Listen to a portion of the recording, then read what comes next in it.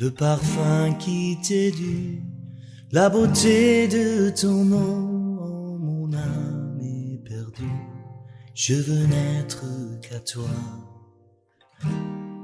Jésus, je t'aime. Reçois du peu que je trouve à donner, tout l'amour que mes yeux n'ont pas su te montrer. Je veux n'être qu'à toi. Jésus, je t'aime. Rien n'est plus beau que ton nom. Rien n'est plus saint que le sang du pardon. Je veux n'être qu'à toi. Les oiseaux de proie s'abattirent sur les cadavres et Abraham les chassa.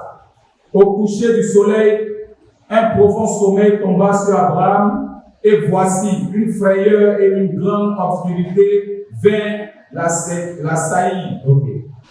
En ce jour-là, l'Éternel fit alliance avec Abraham et dit: je donne ce pays à ta postérité depuis le fleuve d'Égypte jusqu'au grand fleuve, au fleuve d'Euphrate.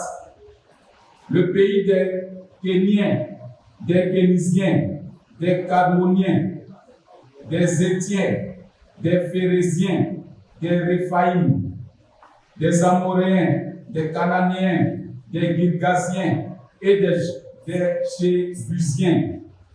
Alléluia. Lis maintenant le verset 16, le verset 1 jusqu'au verset 3.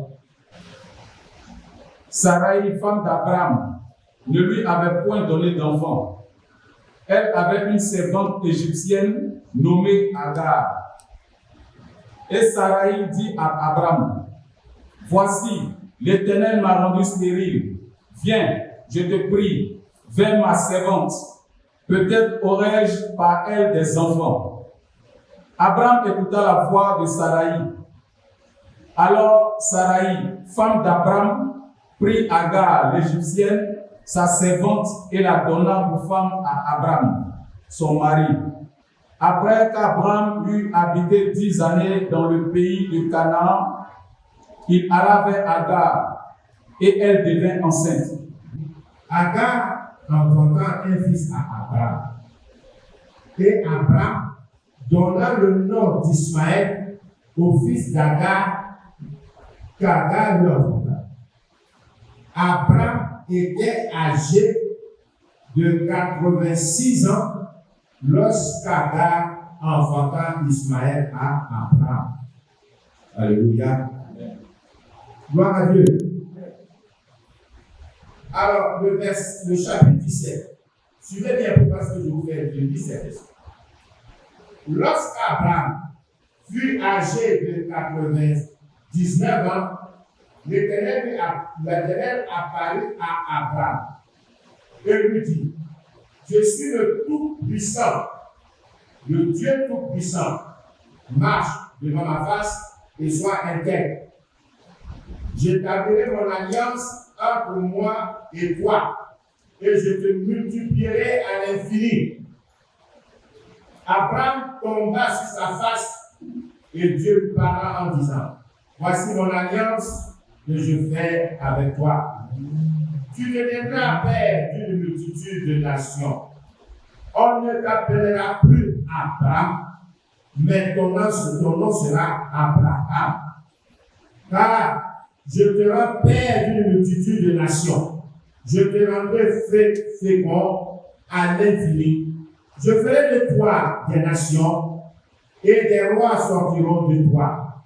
J'établirai mon alliance entre moi et toi, et tes descendants après toi, selon leur génération. Ce sera une alliance perpétuelle en vertu de laquelle je serai ton Dieu et celui de ta postérité après toi.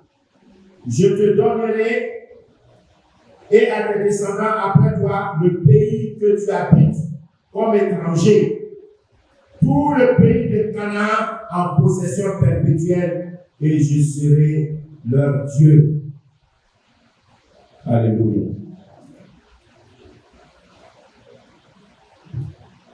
Alors, bien aimé, nous en avons vraiment bien compris l'histoire qui est vraiment, je peux dire, palpitante. Dieu parle à Abraham, mais il ne parle pas à Abraham. Deux choses différentes. Abraham, c'est l'élu, c'est l'ami, le prophète de Dieu. En ce moment-là, quand Dieu l'appelle, il n'est pas Abraham, mais il est Abraham. Quand Dieu lui parle d'Abraham, ce n'est plus l'homme, l'élu, le prophète, l'ami de Dieu, mais Abraham va devenir des rois, des nations, va devenir un peuple, un pays. C'est pas si vous suivez. Il vous arrive de ne pas bien regarder les textes. Donc, quand Dieu parle à Abraham, il parle à Abraham en tant qu'individu. Donc, en le regardant en tant que son ami, quelqu'un viendra se mettre entre Abraham et Abraham. Celui qui va venir se mettre entre Abraham et Abraham, c'est Ismaël. Ismaël qui vient de Agar. Agar est une femme africaine, égyptienne de l'époque, pas les Arabes aujourd'hui qui sont là en Égypte. Ceux-là, ils sont là à partir du 7e siècle. Mais nous parlons d'une affaire qui remonte après les 4000 ans d'histoire en arrière. Avant l'apparition ou avant la venue des Sémites qui sont venus s'installer en Égypte. Pour des raisons de sang, pour des raisons de sol, nous allons en parler.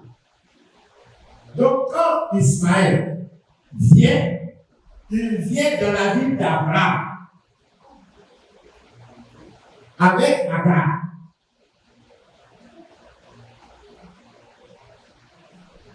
C'est plus tard que nous allons voir la venue de Isaac, non pas dans la ville d'Abraham, mais dans la ville d'Abraham. Vous me suivez? Et nous disons ce qu'il a dit, l'ange de l'Éternel qui dit à Agar, je multiplierai ta postérité et elle sera si nombreuse qu'on ne pourra la compter. L'ange de l'Éternel, il n'a pas dit un ange de l'Éternel, mais l'ange de l'Éternel. Il parle ici en tant que Dieu. L'ange de l'Éternel lui dit, voici tu es enceinte et tu enfanteras un fils à qui tu donneras le nom d'Ismaël, car l'Éternel t'a entendu dans ton affliction. Or, c'est elle qui regardait mal Sarah, parce qu'elle a un an.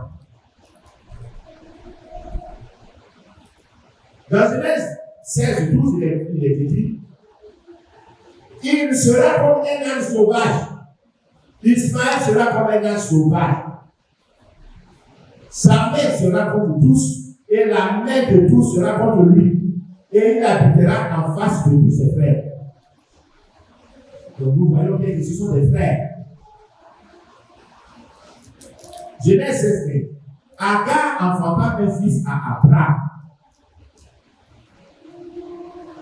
Et Abraham donna le nom d'Ismaël au fils d'Agar, lui enfanta. Genèse 17, 17 à 26 ou Genèse 17, verset 19 que je prends. Dieu dit, certainement Sarah. On va s'appeler comment? Sarah. Sarah, ta femme, t'enfantera un fils et tu l'appelleras du nom d'Isaac. Vous comprenez? Donc ici, c'est Sarah. Ce n'est plus Sarah. Parce que Sarah entre dans le peuple, dans la nation, dans le pays, dans les rois.